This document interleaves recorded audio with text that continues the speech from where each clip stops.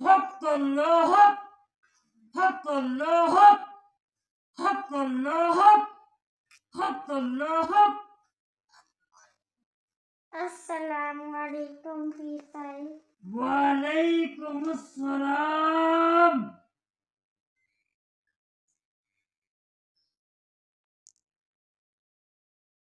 हाँ बेटी, क्यों आई हो? मेरी औलाद नहीं पीसाई। आपकी औलाद नहीं है? ठीक है, मैं आपको चंद वज़ाइफ बताना चाहता हूँ।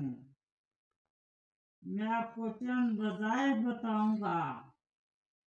इंशाअल्लाह बेटी आपकी औलाद जरूर होगी। पहले आप मुझे ये बताएं कि आपकी शादी को कितना अर्सा हो गया है? 21 दिन। 21 दिन शादी को हुए हैं और आप औलाद मांग रही हैं। आप मुर्गी हैं या लड़की हैं? 21 दिन बाद मुर्गी की औलाद होती है।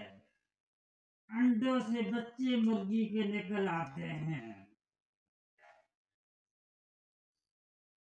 आपने मेरा टाइम जाया किया है।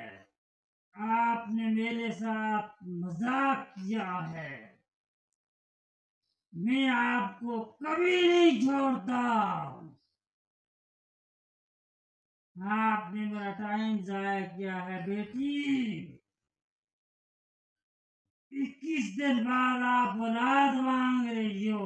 लगता है आप मुर्गी की नस्ल की हैं। मैं आपको कभी माफ नहीं करता। दफा हो जाएं।